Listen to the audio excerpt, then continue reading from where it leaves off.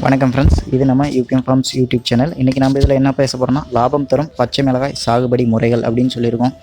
இதில் இந்த பச்சை மிளகாய் சாகுபடி நுணுக்கங்களை பற்றி இதில் என்னென்ன வகைகள் இருக்குது, எந்தெந்த வகைகள் எங்கெங்கே பயிர் பண்ணலாம், இதுக்கு எந்த மாதிரியான நோய்கள் வரும் அப்படின்றதெல்லாம் பார்க்க போகிறோம். சரி, இந்த பச்சை மிளகாயில் நாம் அதிகமாக நம்முடைய நாட்டு ரகங்களை பயிர் பண்ணுறது ரொம்ப நல்லது.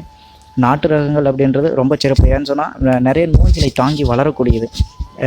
எந்த ஒரு நோய் தாக்குனாலும் அதை ஈஸியாக அட்ஜஸ்ட் பண்ணி கிளைமேட்டுக்கு ஏற்ற போல் இது வாழக்கூடியது இந்த நாட்டு மிளகாய் ரகம். இதை சம்பா மிளகாய் அப்படின்னு சொல்லுவாங்க. இதுங்களுக்கு வந்து பட்டம் கிடையாதுங்க. இந்த சம்பா மிளகாய்ங்களுக்கு வந்து பட்டம் கிடையாது, எப்போ வேணாலும் நடலாம்.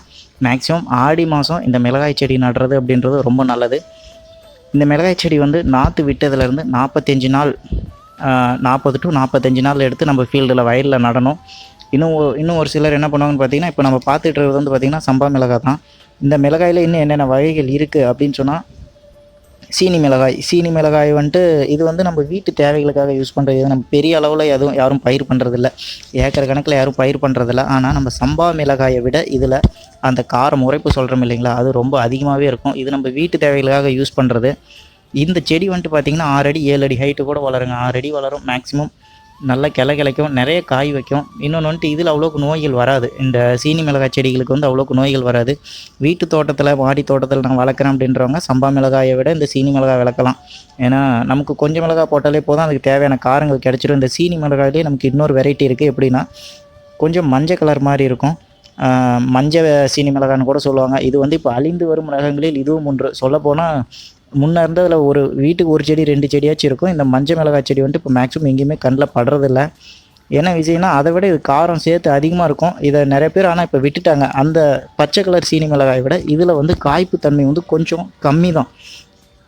அதை விட கம்பேர் பண்ணுவோம், இது கொஞ்சம் கம்மியாக தான் காய்க்கும். ஆனால் காரம் ஏறக்குறைய அதே அளவுக்கு இருக்கும். இதுவும் வந்துட்டு பார்த்திங்கன்னா பரவலாக பயிர் பண்ணக்கூடிய விஷயம். நம்ம இது வீட்டு தோட்டத்தில் மாடி தோட்டத்தில் செய்கிறோம் அப்படின்னா இதை நம்ம க்ரோ பேக்ஸில் வளர்க்க முடியாது. ஏன்னா இதனுடைய வேர்கள் வந்து ரொம்ப ஆழமாகவும் நீளமாகவும் போகக்கூடியது. அதுக்குள்ள இதனால் ஒரு 6 அடி 7 அடி ஹைட் வளரும். இல்லை நம்ம க்ரோ பேக்ஸில் வளர்த்து தான் ஆகணும் அப்படின்ற போது பெரிய க்ரோ பேக், நம்ம வாழைக்கன்று வளர்க்குறதுக்கு யூஸ் பண்ணுறோம் இல்லைங்களா, அந்த மாதிரி க்ரோ பேக்கில் வளர்க்கலாம். அடுத்து வந்து இந்த புல்லட் மிளகாய், குண்டு மிளகாய்ன்னு சொல்லுவோம். இந்த குண்டு மிளகாய் வந்து பார்த்திங்கன்னா பெரும்பாலும் தென் மாவட்டங்களில் இந்த மதுரை, திண்டுக்கல் அந்த சைடு வந்துட்டு அதிகமாக சாகுபடி பண்ணுறாங்க. இந்த மிளகாய் தான் வந்து அங்கெல்லாம் அதிகமாக விலை போகக்கூடியது மார்க்கெட்டில். இந்த குண்டு மிளகாய் வெரைட்டி தான் வந்துட்டு பார்த்திங்கன்னா குண்டு மிளகாய், புல்லட்டு, இந்த ரகங்கள் தான் தென் மாவட்டங்களில் விலை போகும்.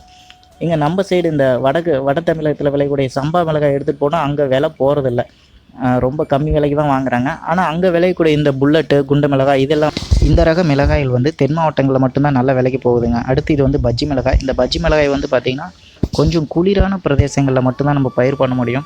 நம்மளுடைய மேட்டுக்காடு, மானாவாரி சாகுபடி இந்த மாதிரிலாம் பண்ண முடியாது. இதற்கு கொஞ்சம் நிறைய தண்ணி வேணும். கிளைமேட்டை பொறுத்த வரைக்கும் ரொம்ப வெயிலாக இருந்தால் வராது. இதுக்கு அந்த கொஞ்சம் கூலிங்கான கிளைமேட் வேணும். அதனால் மலை அடிவாரங்கள்லேயும் மலை பிரதேசங்கள்லேயும் இது வந்து பயிர் பண்ணப்படுது.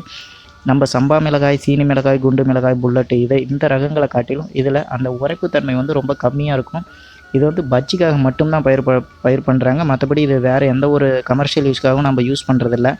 பஜ்ஜிக்காக மட்டும்தான் நம்ம யூஸ் பண்ணுறோம். இப்போது நம்ம பார்த்துட்டு வந்து குடை மிளகாய்ன்னு சொல்லுவோம். இது சாம்பாருக்காகவும் மற்றபடி இதுக்கெல்லாம் யூஸ் பண்ணுறது. இதுவும் மலை பிரதேசங்களில் விளையக்கூடியது. குளிரான ஒரு கிளைமேட் வேணும், அதிகப்படியான நோய்கள் வேணும். அதிகப்படியான நோய்கள் வரும். இந்த குடைமிளகாய் சாகுபடிக்கு வந்து அதிகப்படியான நோய்கள் வரும். அந்த ட்ரிக்ஸ் எல்லாம் நமக்கு தெரிஞ்சிருக்கணும். அந்த நோய் ஈஸியாக நம்ம கண்ட்ரோல் பண்ணுறது எப்படி அப்படின்றதெல்லாம் தெரிஞ்சுக்கணும். நம்ம கீழெல்லாம் பண்ணுறதில்ல. மேக்ஸிமம் வந்து பார்த்திங்கன்னா இந்த ஒசூர், தருமபுரி, கிருஷ்ணகிரி அந்த மாதிரி ஏரியாக்களில் சேட் நெட்டு போட்டு அதை நிழல் வலை அமைச்சு அதுக்கடியில் இந்த மாதிரி பயிரெல்லாம் பண்ணிகிட்ருக்காங்க.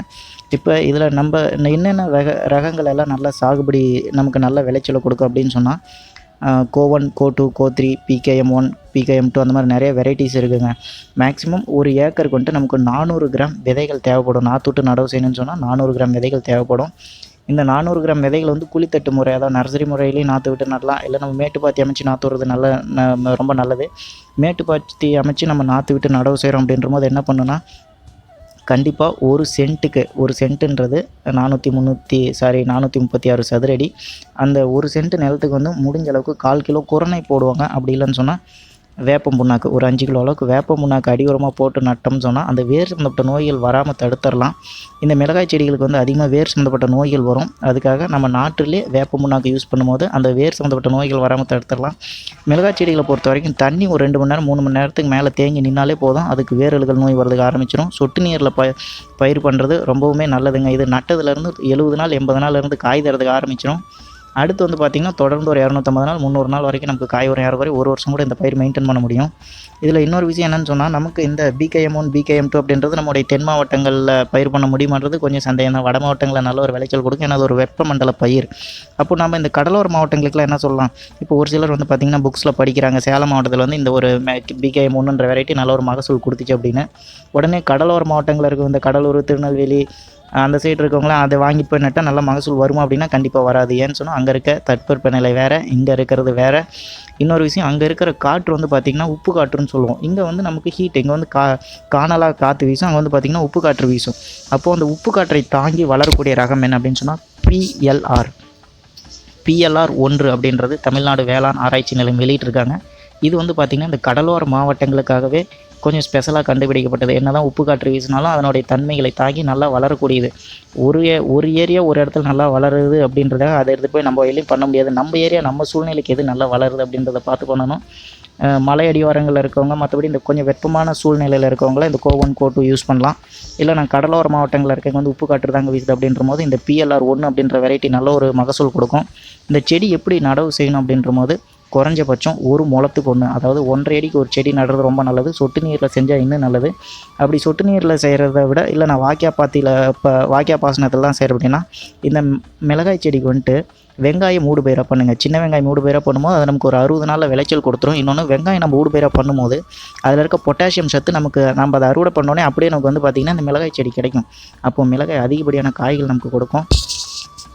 ஓகே ஃப்ரெண்ட்ஸ், இன்றைக்கி ஓரளவுக்கு மிளகாய் சாகுபடி பற்றி பேசியாச்சுன்னு நினைக்கிறேன். அடுத்து இந்த மிளகாய் செடிக்கு என்ன மாதிரியான நோய்கள் வரும், அதை எப்படியெல்லாம் கண்ட்ரோல் பண்ணலாம், எந்தெந்த கிளைமேட்டில் அதுக்கு எந்தெந்த உரங்கள் கொடுக்கணும் அப்படின்றத பொறுத்து நம்ம அடுத்து வரக்கூடிய வீடியோக்களில் நல்லா தெளிவாக பேச டீட்டெயிலாக பார்க்க மறந்துடாமல் நம்முடைய அடுத்தடுத்து வரக்கூடிய வீடியோக்களை பாருங்கள். ஃப்ரெண்ட்ஸ்ன்னு சொல்லுங்கள். குறிப்பாக உங்கள் விவசாயம் சம்மந்தப்பட்ட ஃப்ரெண்ட்ஸ் யாராச்சும் உங்கள்கிட்ட அவங்களுக்கு இந்த வீடியோவை ஷேர் பண்ணுங்கள். மறந்துடாமல் நம்முடைய சேனலை சப்ஸ்கிரைப் செய்ய சொல்லுங்கள். இன்னும் நிறைய இந்த வேளாண்மை சம்மந்தப்பட்ட தகவல்கள், வீடியோக்கள், என்னென்ன பயிர்கள் செய்யணும் அப்படின்றத முதற்கொண்டு டீட்டெயிலாக பார்ப்போம். மீண்டும் நாளை சந்திப்போம். நன்றி.